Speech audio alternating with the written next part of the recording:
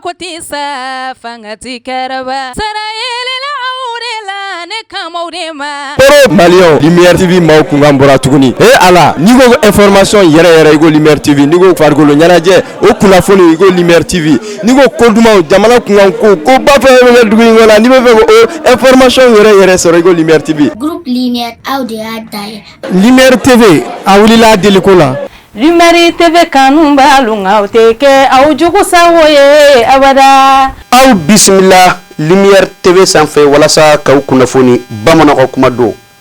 ko maanifin kunafoni ko ɲuma k'a bɛ fa ka sɔrɔ a ma fɛn bila da o de la an ka wuli ka jɔ n'an ka baara de ka kunafoni lasew ma wa bɛɛ lajɛlen ka hakɛ ye kunafoni ye min bɛ se k'a to aw bɛ lafiya o de la bi an bɛ segin a kan k'a fɔ ɲɛna ko aw ka hakɛ do groupe Lumière an ka wuli ka jɔ de bɛnnen do ko ka kunafoni d'aw ma a kɛcogo ɲuman na ani k'a lasew ma a lasecogo ɲuman na bi kunafoniw an b'u daminɛ min ye o de an ka faamaw no o ye fasodenw minnu an ka finitugu minnu bɛ k'an lakana su ani tile bɛ se k'a to gɛlɛya ni tɔɔrɔ a kana se an ma an bɛ a daminɛ olu ka kunnafoni ye min bɔra chef d'état-major général des armées maliennes yɔrɔ a y'a jira k'a fɔ ko an ka jamana in o de ye an ka fasoba maliba kɔni fasodenw ye n'o ye faamaw ye u kɔni ye wulikajɔba dɔ kɛ wulikajɔ nin u y'a kɛ mara min ye Buguni fanfɛla ye n'i y'a ta k'a lajɛ u ye wulikajɔ kɛ ka an ka aviation san n'o de ye an ka panku n'o ye armée ka aviation ye u kɔni ye wulikajɔ kɛ ka buguli kɛ ka ɲɛsin maajugu ninnu sigiyɔrɔ n'u ka dagayɔrɔw ma ni ko in kɔni bɛɛ lajɛlen kɛra le 29 septembre 2025 an ka jamana in kɔnɔna na wa a kɛra yɔrɔ min na sa o de Zancɛbugu o fanfɛla ye wa a jirala fana k'a fɔ ko an ka fasodenw ninnu n'o ye i n'a fɔ Mali armée nationale kɔni ye k'u ye kojugu kɔni ko o kɛ ka ɲɛsin ni terroriste jugu ninnu ma k'a juru la k'a fɔ ko maa fa ko o tɛ fɛn ye fɛn min ni maa kan ka k'a ka baara ye wa u ye bugɔli kɛ ka ɲɛsin ni maa ninnu ma wa a ma kɛ o yɔrɔ dɔrɔn na koyi a kɛra yɔrɔ caman fana na min bɛ se k'a to ko o bɛ se k'a to fasodenw bɛ se ka lafiya cogo ɲuman min na n'an bɔra yen hali sisan an bɛ to fasoba maliba kɔnɔna na an bɛ taa précisément seulement bi an ka jamana in kɔnɔ a bɛ fɔ fɛn ma ko la rentrée scolaire o tɛ écoledenw ka école ta ye sa wa n bɛna fɔ ko kalata sa o tɛ écoledenw ka école ta ye sa wa a kɔni kɛra Mali fan bɛɛ la ka daminɛ Kayi Diboli fo ka taa bila Lamzanga à travers ka passer ka taa fo Tinzawa Tenna wa a kɛra dugu camanba de la wa hali n'a sɔrɔ gɛlɛya bɛ dugu minnu kɔnɔ olu kɔni ye fɛɛrɛ sɔrɔ fɛɛrɛ min bɛ se ka to u denw bɛ se ka taa école la kɛ cogoya min na ni wulikajɔ ni baara ninnu bɛɛ kɔni a kɛra an ka autorité politique fo ka taa fara autorité sukularu kɔni fɛ wa wulikajɔ ni baaraw bɛɛ lajɛlen kɛra ka ekɔlidenw kɔni lase kilasi kɔnɔnaw na hali maa minnu bɛ yen ko se t'u ye o tɛ se ka hali den ka crayon ni a biki wari sara e ko dɛmɛ ma kɛ ka ɲɛsin ninnu bɛɛ lajɛlen ma min bɛ se ka to o bɛ se ka kɔni segin ka taa kilasi kɔnɔ a bɛ fɔ don rentrée scolaire min ma ko 25-26 o tɛ 2025-2026 ya wa ka a baaraw kɔni ka daminɛ an ka jamana in kɔnɔ fan bɛɛ lajɛlen la wa a bɛ faso denw ka ministre min ka baara ɲɛsinnen bɛ kalanko ma a kɔni y'a jira k'a fɔ ko nin ye nisɔndiyaba ko ye wa nin ye hakilisigi ba ko ye wa nin b'a jira k'a fɔ ko an ka système éducatif ko o kɔni ko tiɲɛ la ko o ɲɛɲalen don wa ko baara in k'a bɛ ka kɛ ka ɲɛ a kɛcogo ɲuman na n'an bɔra yen hali sisan an bɛ to faso Maliba a kɔnɔna na an bɛ taa Kayiw fɛ yen nɔ n'o ye région fɔlɔ Mali kɔnɔ yan a bɛ fɔ a ma ko la première région administrative du Mali a jirala k'a fɔ ko an ka jamana Kayi kɔni ɲɛmaa min bɛ yen sisan n'a bɛ fɔ a ma ko gouverneur o kɔni n'o de tɔgɔ ye ko général de brigade Musa Sumare a y'a jira k'a fɔ ko an ka i n'a fɔ Kayi fanfɛla kɔni ko couvre-feu min bɛ a région na ko o kɔni ko o bɛ daminɛ tuguni le 1er octobre fo ka taa bila le 30 octobre la wa nin kɔni wulikajɔ ni baara ninnu o bɛ kɛ bɛ se k'a to jamanaw bɛ se ka lakana cogo min na o de kama couvre-feu ninnu bɛ sigi sen kan wa a jirala k'a fɔ ko Kayi région bɛɛ lajɛlen kurukara kɔnɔna na ko mɔgɔw ka hakili to u yɛrɛ la wa malidenw minnu bɛ Kayi région na u bɛ se ka lafiya cogo min na u bɛ se ka kisi maajugu ninnu u ka tɔɔrɔ ma cogo min na o de kama ni wulikajɔ ni baara ninnu kɔni bɛ ka kɛ Kayi région kɔnɔna na n'an bɔra yen an bɛ taa tubabu fɛ précisément tubabu bilenninw n'an taara u fɛ an bɛ taa Faransi u ka jamana gouvernement ɲɛmaa e ko ŋwara kelen tɛ ka don a sen na déjà wa sabula jirala k'a fɔ ko ja a ye galon dɔ da a yɛrɛ la koyi galon min bɛ se ka kɛ sababu ye ka a bɛ se ka mara kɛ Faransi ja a ye ministeriya bɛɛ kɛ galon kɔnɔna na a jirala k'a fɔ k'u ka syndicat dɔ kɔni bɛ yen n'o ka baara ɲɛsinnen bɛ kalanko ma n'a fɔ a ma ko le syndicat national des agents publics et l'éducation nationale la u kɔni u y'a jira k'a fɔ ko ja ni cɛ in k'a ye kelen dɔ k'a fɔ diɲɛ bɛɛ ye ko ale ye master sɔrɔ ko master min bɛ wele ko master public a ja ko a laban k'a ma laban ko sabula bɛɛ b'a dɔn n'i ye master kɔni kɛ o ye san 2 de san fɔlɔ ani san filanan n'a bɛ fɔ a ma ko master 1 master 2 ko ja a ye master kɔni daminɛ ma a ma laban koyi wa ko a ko ni ye ko ye ko min ni a tɛ se ka ɲɛ ten o de kama u ye wulikajɔ kɛ ka commission ba dɔ sigi sen kan commission min y'a to n'u y'an kɛtu ni baaraw bɛɛ lajɛlen kɛ ka sɔrɔ ka taa plainte don nin cɛ in kama sa n'o ye a bɛ fɔ a ma ko Sébastien Lecornu n'o ye Faransi premier ministre kura don hali sisan a ma baaraw yɛrɛ daminɛ fɔlɔ ko ye parce que gouvernement yɛrɛ ma sigi sen kan fɔlɔ mais plainte kɔni donna kama k'a jira k'a fɔ ko ka sɛgɛsɛgɛ k'a lajɛ est ce que cɛ don ko a y'a validé wa a ma validé n'a ɲɛna n'a jirala k'a fɔ k'a ma validé e kɔni ti cɛ in ka premier ministre ko bannen wa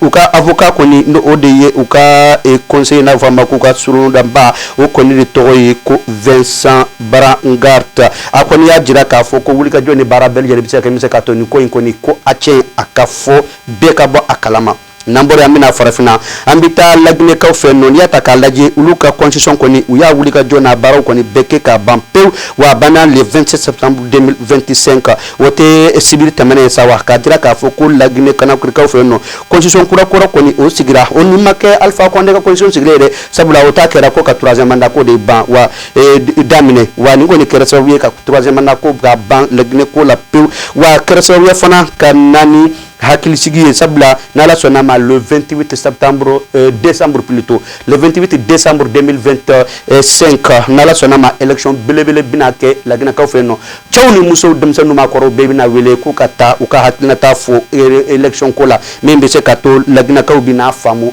k'a fɔ ko an tiɲɛ la an bɛ taa élection na bi an bɛ do ta an bɛ jɔn de ta k'a kɛ an ka jamana ɲɛmaa ye